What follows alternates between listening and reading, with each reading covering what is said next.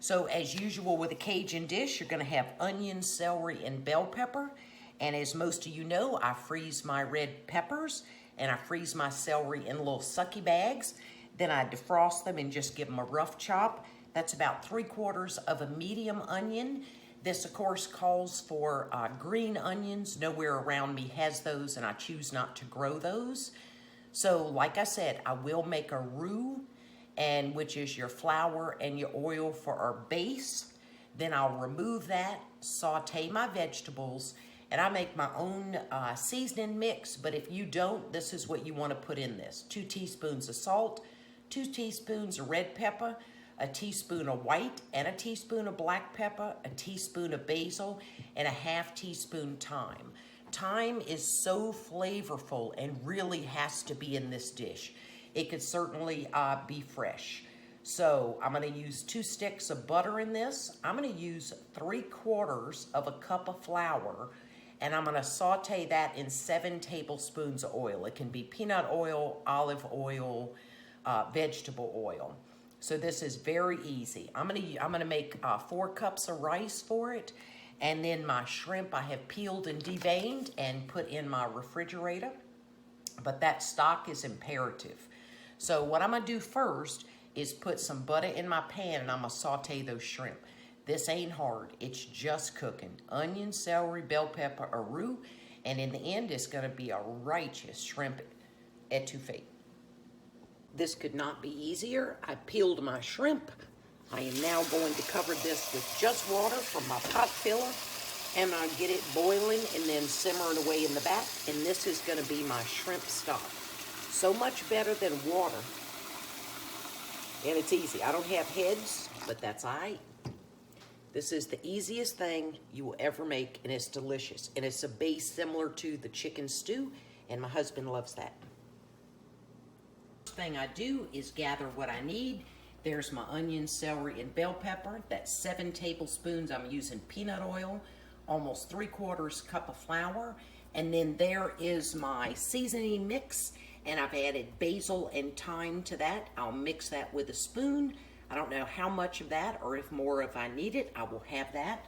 So I'm melting some butter, and then I'm gonna saute my vegetables in that. I think I said I was gonna saute my shrimp first. I ain't, that's not what I'm doing. But I get everything gathered together, because once you make a roux, which to me is a controlled burn, you do not want to be leaving your stove unattended. Let's not have a fire. That ain't good. Ain't nobody got time for that. You know how to saute vegetables. It ain't hard. It's all about your ingredients. So I'll do that. My seafood stock, my shrimp stock, is rocking along in the back. I pulled out some of that butter because I didn't need it. If I need it, I got it right over here on the side. We're just making a shrimp etouffee. It's gonna be good. My vegetables are almost to where I want them, so I'm gonna choose at this point, I'm gonna add my thyme and my basil in here, which is why I put it off to the side. I like to get herbs hot, and I'm gonna put a little bit of my Cajun seasoning in there, and then I'm gonna mix that around, similar to how I do my jambalaya. So I'll be removing this from the heat soon, and we'll start our roux. And people have asked me, why do I measure stuff? When I find a recipe that works every time, in this case, 3/4 cup of flour, 7 tablespoons of oil to get my etouffee where I want it, I write it down. And then I'm not guessing the next time. Sometimes I use a cup of oil and a cup of flour. So I'm able to have recipes on hand that every time are good if I find my recipe, if I follow my recipe card. Ooh, you can really smell that thyme and basil. Ooh, I love that. I'll keep doing what I'm doing. So if you can see that closely, all of my vegetables are covered with a little bit of my Cajun mix and with basil and thyme, and it smells fabulous. So now I'm gonna remove these. I'm going to take advantage of this hot skillet and get my 7 tablespoons, in this case, of peanut oil in there. can see it sheening. And we're gonna get this mixed. The fan is on over your head, and also I have a coffee pot going off behind you. And I thought, why do I always get to making a video around 2 o'clock when that is when I have coffee? And I thought, oh, I know, because of husband interruptus. My husband takes a siesta. All right, so we're not gonna quit moving this around with our whisk, or we can risk burning this, and ain't nobody wanna eat a burnt roux.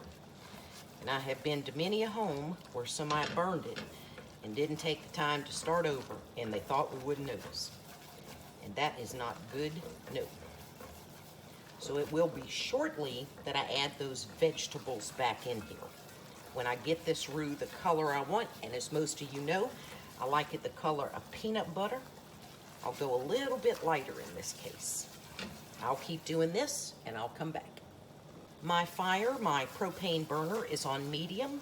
If you tend to be a roux burner, just turn your burner lower. You can make your roux low and slow. I prefer to do mine quickly because it's hot next to this cast iron pot, yeah. But if you're a roux burner, just turn it down lower. You can go low and slow. Ain't no hurry to catch nothing on fire or burn it. To give you an idea, you can't just use a spatula, but you can to go around the edges, particularly if you're not using a flared skillet. You can do this in any kind of pan. But this gives you an idea, seeing that line go through, that this is molten lava hot, yeah.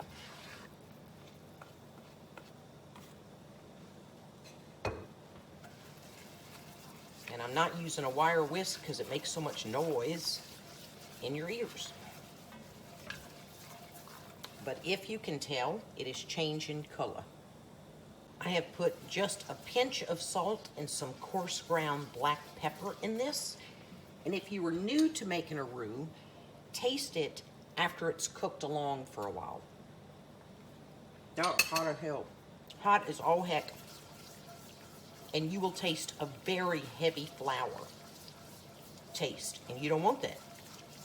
So that is why you keep it stirring. Number one, you don't burn it.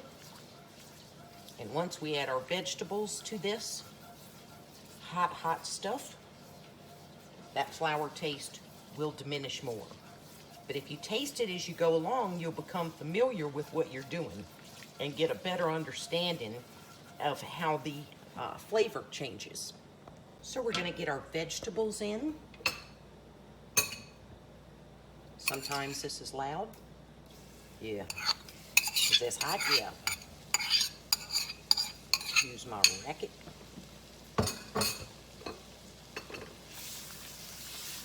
You can still burn this.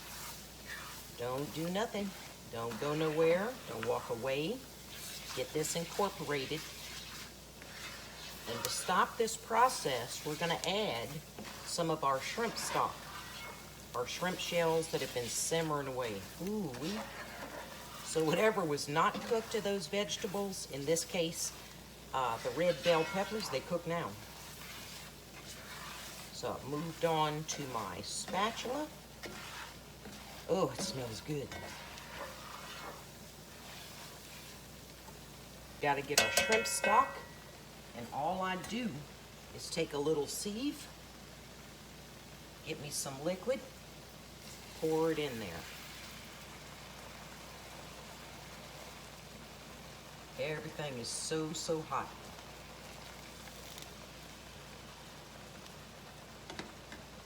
I'm gonna turn off my stock now. You see that heat generated? Ooh, let me turn my fan on number 2 so I don't wake up the husband. Okay, we need mas. It's usually 3 to 4 cups of shrimp stock that you're adding.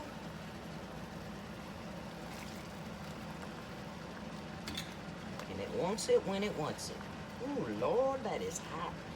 And your roux breaks up and it comes right back together just like magic. just like my little Danish whisk does when I'm making bread. It all comes together. Now I'm going to turn my propane burner down to low. And let's get some more stock. We need this looser.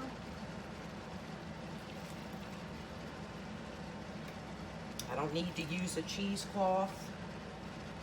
I just don't want chunks of shell in here. But even if you can only simmer your stock 25, 30 minutes or an hour, it'll make a huge difference. Otherwise, you'd simply be adding water. And ain't no flavor in that. And we are going for flavorful etouffee. I'm going to mix this around. You will have to go back to your whisk for a while and really get this loosened up. That ain't hard, it's just whisking.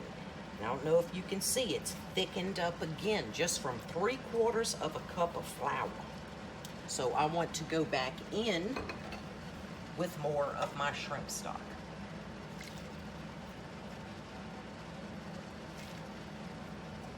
There is nothing better than fresh out the water South Carolina shrimp. These happen to be the size medium. Let's say you ran out of stock, but you still needed more liquid. You're just going to use water then, but you got the flavor you needed from that stock. I used all of the stock I had. Now I'm going to taste this. I've got this all smoothed out with my whisk.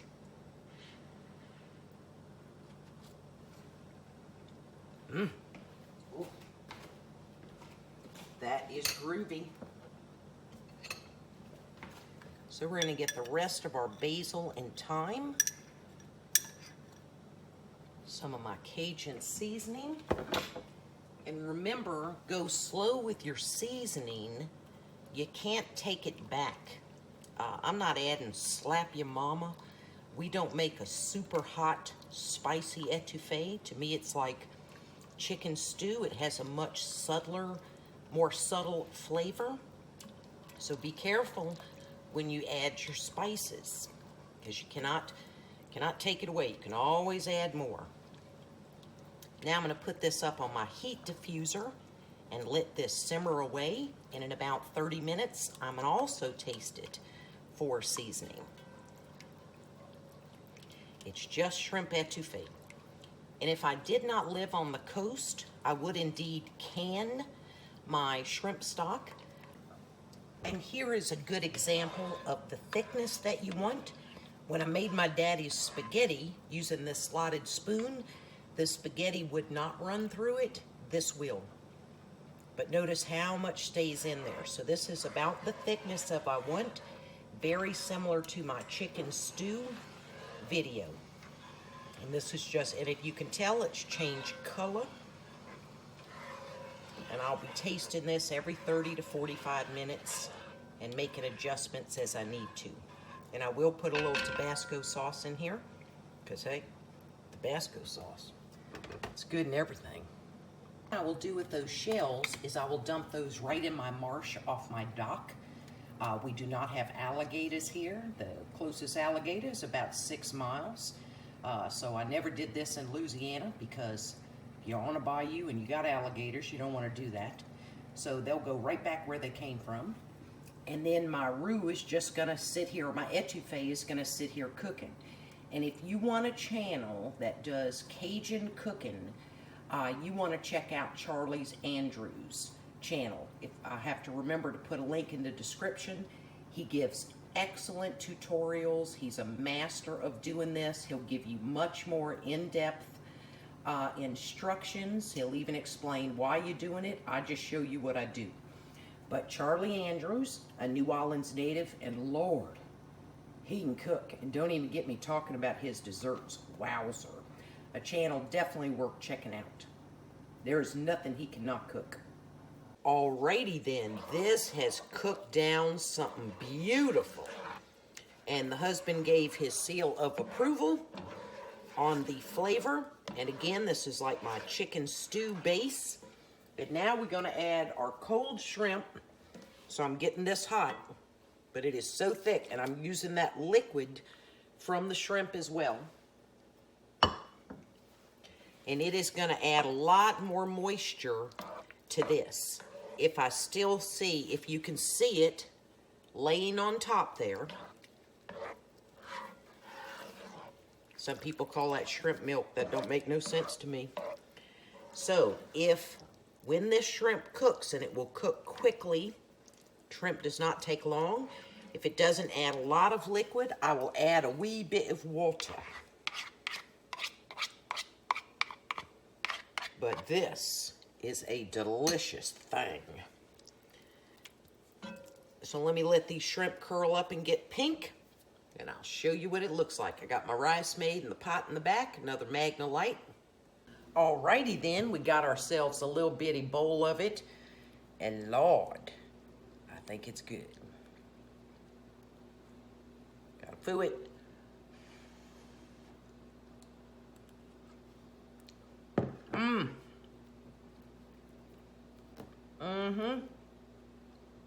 Oh yeah. And I get a lot of comments that I make a lot of dishes with rice. I'm a Cajun. Rice is our staple.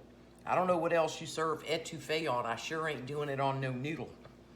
But this is fabulous. I did add half a cup of water. The shrimp did release a lot of water, but I still added more to make it a little looser.